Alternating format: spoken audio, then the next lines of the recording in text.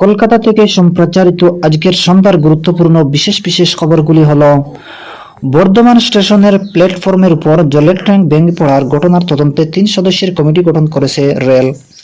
মুখ্য সচিব হরিকৃষ্ণ ত্রিবেদী নিহতদের পরিবার ও আহতদের পাশে থাকার জন্য জেলা প্রশাসনকে নির্দেশ দিয়েছেন।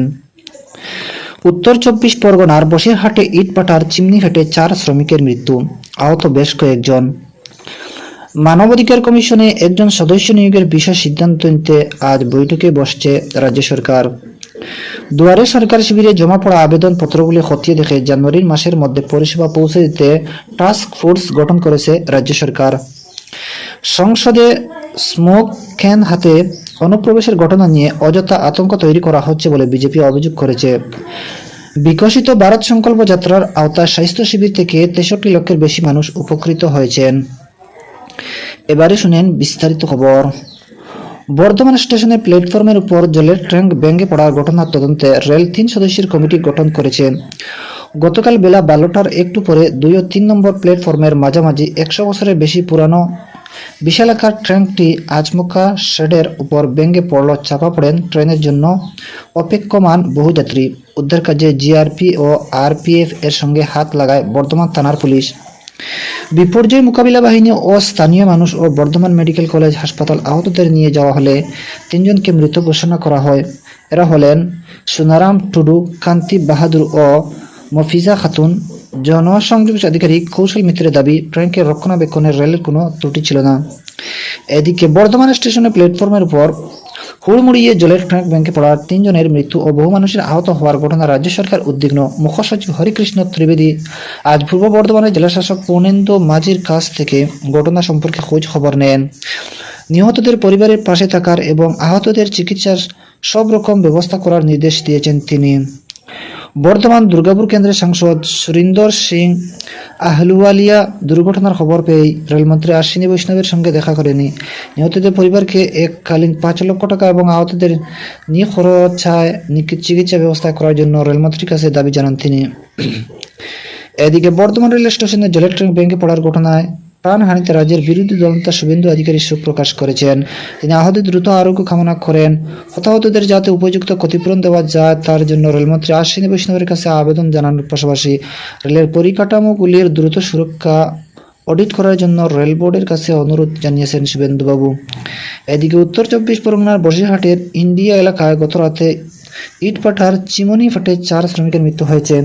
রাত 9টা নাগাদ এই দুর্ঘটনা ঘটে। শ্রমিকরা ইট পোড়ানোর জন্য ভাটার আগুন দেওয়ার কিছুক্ষণ পরেই চিমনি ফেটে যায়। হাসপাতালে নিয়ে যাওয়া হলে 4 শ্রমিককে মৃত্যু বলে ঘোষণা করা হয়। অন্যদিকে গুরুতর আহত অবস্থায় 6 জনকে বসিরহাট জেলা হাসপাতালে নিয়ে যাওয়া হলেও পরে 2 জনকে কলকাতায় স্থানান্তরিত করা হয়েছে। ঘটনার খবর পেয়ে বিপর্যয় মোকাবিলা দল দ্রুত সেখানে পৌঁছে উদ্ধার কাজ শুরু করে। এদিকে রাজ্য মানবাধিকার কমিশনের একজন সদস্য নিয়োগের বিষয়ে সিদ্ধান্ত নিতে রাজ্য সরকার আজ বৈঠকে বসছে। নবান্নে মুখ্যমন্ত্রী কনফারেন্স হলে এই বৈঠকে উপস্থিত থাকার জন্য বিরোধী দলনেতা শুভেন্দু অধিকারীকে আমন্ত্রণ জানানো হয়েছে বলে নবান্ন সূত্রে খবর। উল্লেখ্য, গত 24 সেপ্টেম্বর মানবাধিকার কমিশনের প্রশাসনিক সদস্য হিসেবে অবসর নিয়েছেন নপরাজিত মুখোপাধ্যায়। তারপর থেকে পদটি শূন্য রয়েছে। এদিকে কেন্দ্রীয় সরকারের নির্দেশ মেনে স্বচ্ছতার সঙ্গে সাধারণ মানুষকে জাতিগত শংসাপত্র দিতে হবে বলে রাজ্য সরকার সব জেলা প্রশাসনকে নির্দেশ দিয়েছে। শুক্রবার শুরু হচ্ছে 8ম দফায় দুয়ারে সরকার শিবির। এদিকে জমা পড়া আবেদনপত্রের ভিত্তিতে পরিষেবা পৌঁছে দেওয়া হবে 2 জানুয়ারি থেকে 31 জানুয়ারির মধ্যে। এই জন্য একটি টাস্ক ফোর্স গঠন করা হয়েছে। দুয়ারে সরকার শিবিরের গোটা বিষয়টি দেখভাল করে দায়িত্ব দেওয়া হয়েছে 40 জন বরিষ্ঠ আইএএস আধিকারিককে। প্রতি শিবিরে থাকবে হেল্প ডেস্ক। এদিকে সংসদের ঘটনা নিয়ে অযথা আতঙ্ক তৈরি করা হচ্ছে বলে বিজেপির রাজ্য মুখপাত্র শ্রমিক ভট্টাচার্য মন্তব্য করেছেন। গতকাল কলকাতার সাংবাদিকদের তিনি বলেন, যা ঘটেছে তা অত্যন্ত উদ্বিগ্নের, কিন্তু জাতীয় নিরাপত্তা পুরোপুরি ভেঙে পড়েছে এবং দেশের মানুষের নিরাপত্তা নেই বলে বিষয়টিকে যেভাবে উপস্থাপন করা হচ্ছে তা ঠিক নয়। এদিকে সংসদের জঙ্গি হানার 22তম বর্ষপূর্তির দিনে লোকসভার অধিবেশন চলাকালীন দর্শকদের গ্যালারি থেকে 2 যুবকের লাফিয়ে পড়া এবং স্মোক ক্যান থেকে ধোঁয়া ছড়ানোর ঘটনায় সংসদ ভবনের নিরাপত্তা বন্দোবস্ত নিয়ে বড়সড় প্রশ্ন উঠেছে। 0 আওয়ারে মালদা উত্তরের বিজেপি সাংসদ খগেন মুর্মুর বক্তব্য পেশের সময় আচমকাই দর্শকাসন থেকে সভাকক্ষে লাফিয়ে পড়ে 2 যুবক। সঙ্গে ক্যান থেকে হলুদ রঙের গ্যাস স্প্রে করার পাশাপাশি স্লোগানও দিতে থাকে তারা। এদিকে বাংলায় রেশন বন্টনে বড় ধরনের দুর্নীতি হয়েছে। কেন্দ্রের পাঠানো রেশন সামগ্রী মানুষের কাছে সবটা পৌঁছেনি বলে কেন্দ্রীয় খাদ্য সরবরাহ ও উপভোক্তা বিষয়ক দপ্তরের প্রতিমন্ত্রী আশ্বিনী কুমার চৌবে রাজ্য সরকারের কড়া সমালোচনা করেছেন। বীরভূমের তারাপীঠ মন্দিরে গতকাল মা তারাকে পুজো দেন তিনি। পরে সাংবাদিকদের শ্রী চৌবে বলেন, বাংলা দুর্নীতির আখড়া হয়ে দাঁড়িয়েছে। গুন্ডারা চেয়েছে মমতা ব্যানার্জি এই দুর্নীতি আটকাতে ব্যর্থ। ব্যক্তি স্বার্থে সোনার বাংলাকে ধ্বংস করা হচ্ছে। এদিকে ঝাড়খণ্ডে কংগ্রেস সাংসদের বাড়ি থেকে বিপুল পরিমাণ কালো টাকা উদ্ধারের কথা উল্লেখ করেন তিনি। কেন্দ্রীয় প্রতিমন্ত্রীর সঙ্গে ছিলেন দুবাজারপুরের বিজেপি বিধায়ক অনুপ কুমার সাহা। এদিকে বিকশিত ভারত সংকল্প যাত্রা অধীনে স্বাস্থ্য শিবির থেকে 63 লক্ষের বেশি মানুষ উপকৃত হয়েছেন বলে তথ্য সম্প্রচার মন্ত্রক জানিয়েছে। এ পর্যন্ত 26,000-এর বেশি গ্রাম পঞ্চায়েত 100% আয়ুষ্মান কার্ডের লক্ষ্যমাত্রা অর্জন করেছে। 1.5 লক্ষের বেশি মানুষকে এইসব স্বাস্থ্য শিবিরে প্রায় 10 লক্ষ আয়ুষ্মান কার্ড দেওয়া হয়েছে। যক্ষ্মা নিয়ন্ত্রণ পরীক্ষাও করেছেন 26 লক্ষের বেশি মানুষ। এদিকে শিবিরগুলিতে সিকল সেল রোগের পরীক্ষা করিয়েছেন 6 লক্ষের বেশি। মন্ত্রক জানিয়েছেন, নিক্ষয় পোষণ যোজনার অধীনে যক্ষ্মা রোগীদের সরাসরি সুবিধা হস্তান্তর ডিবিটি এর মাধ্যমে আর্থিক সাহায্য দেওয়া হচ্ছে। হাইপার টেনশন এবং ডায়াবেটিসের পরীক্ষা হয়েছে এইসব শিবিরে। এদিকে কোচবিহারের পন্ডিবাড়িতে বিকশিত ভারত সংকল্প যাত্রাকে কেন্দ্র করে বিজেপি ও তৃণমূল কংগ্রেস কর্মী সমর্থকদের মধ্যে সংঘর্ষে গতকাল ফের উত্তেজনা ছড়ায়। যাত্রার অনুমতি দাবিতে পন্ডিবাড়ি থানায় বিক্ষোভ কর্মসূচি ছিল বিজেপির।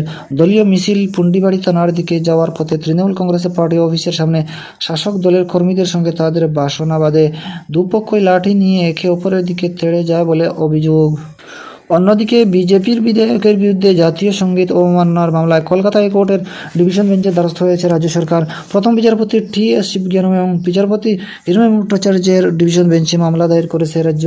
আগামী সপ্তাহে মামলার শুনানি হতে পারে। এদিকে জাতীয় সঙ্গীত অস্ত্র হিসাবে ব্যবহার করা যায় না বলে জানিয়ে রাজ্যের ভূমিকায় অসন্তোষ প্রকাশ করেছে হাইকোর্ট। এদিকে কার্ডিওলজিক্যাল সোসাইটি অফ ইন্ডিয়া হৃদরোগ সম্পর্কে প্রাথমিক বিদ্যালয় শিশুদের মধ্যে সচেতনতা গড়ে তুলতে বিশেষ প্রকল্প হাতে নিয়েছে। সোসাইটির সাধারণ সম্পাদক ডাক্তার দেবব্রত রায় জানিয়েছেন, দেশের হৃদরোগের সংখ্যা ক্রমশ বৃদ্ধি পাচ্ছে এবং সেটা শিশু বয়স থেকেই শুরু হচ্ছে। দর্শক বন্ধুরা, আজকে সন্ধ্যার গুরুত্বপূর্ণ বিশেষ খবর এখানে সমাপ্ত।